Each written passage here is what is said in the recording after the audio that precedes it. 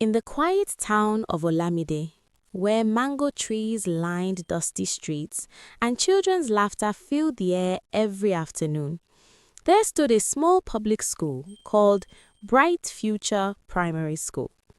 The classrooms were old, the paint was fading, but inside those walls were children with big dreams and even bigger hearts. Among them was a gentle girl named Amara. Amara was only 10 years old, but she carried a sadness much heavier than her small body should bear. Her mother had been sick for a long time, and every morning before school, Amara would help her drink medicine and whisper, "Please get better, Mama. I'll be back after school." But that morning, her mother was worse than usual. Still, Amara came to school because she knew education was the only hope her mother believed in. She tried to smile in class, but her eyes were swollen from crying. During lunch break, while children ran outside to play football and skip rope, Amara slowly walked to the school restroom. She had been holding in her tears all morning. Inside the restroom, she sat on the floor, hugging her knees, and finally allowed herself to cry. Softly at first, then louder. She didn't know that someone else had heard her. A boy named Daniel, known in school as the class clown, had gone to wash his hands when he heard the sobbing. He stopped. "Someone is crying," he whispered. Soon, 2 other children joined him. Fatima, who was always kind and quiet, and Chinedu, who loved helping teachers carry books. They slowly pushed the door open and saw Amara on the floor. Fatima knelt beside her and gently asked, "Amara, what's wrong?" Amara tried to wipe her tears, embarrassed. "My mom is very sick. I'm scared I'll lose her, and I don't even have lunch money today." The 3 children looked at each other. None of them were rich, but they had something stronger than money: compassion.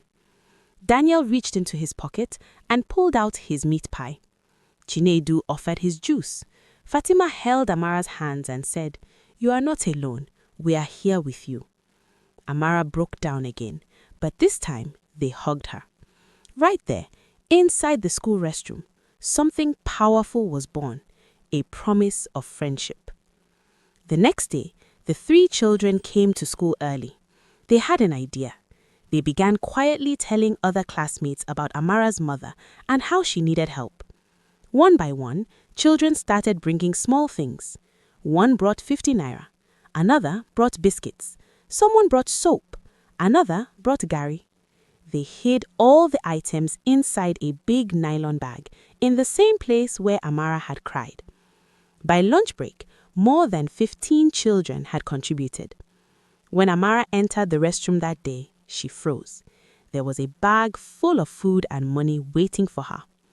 Daniel smiled and said, "This is from all of us." Amara couldn't speak. She just fell to her knees and cried again. But this time, they were tears of gratitude. With the money and help they received, Amara's mother was taken to a better hospital. Doctors said if they had delayed longer, things could have been much worse. Weeks later, she began to recover. The day Amara returned to school with a smile on her face, the whole class clapped. She stood in front of them and said, "You saved my mother. I will never forget what you did for me." Daniel joked, "So now you must cook jollof for all of us when you're rich." Everyone laughed. But deep down, they all knew something special had happened. 10 years passed. Those children grew up. Amara became a nurse. Daniel became a youth counselor. Fatima became a teacher. Chinedu became a social worker. And every year they would meet and remember that day in the restroom. They realized that was the day their hearts learned how powerful kindness could be. Amara once said, "If they had ignored my tears that day, my life might have gone a very different direction." Sometimes the world is waiting for big heroes, but often miracles begin with small children who simply choose to care.